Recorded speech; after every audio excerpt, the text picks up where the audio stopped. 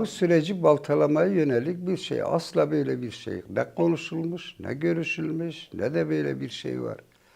Yani Sayın Öcalan, Kürt mücadelesinde emek veren bütün siyasilerin bugün özgürleşmesi konusunda bir çaba gösteriyor.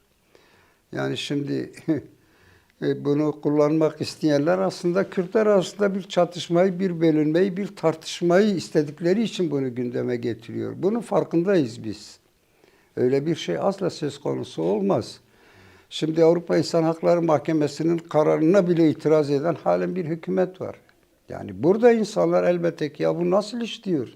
Yani bir tarafta bir barış sürecini yürüteceksiniz. Hele bir fırsat doğmuş. Avrupa İnsan Hakları Mahkemesi Sayın Selahattin Demirtaş'ın bir an önce tahliye edilmesini istiyor ama buna direniyorsunuz.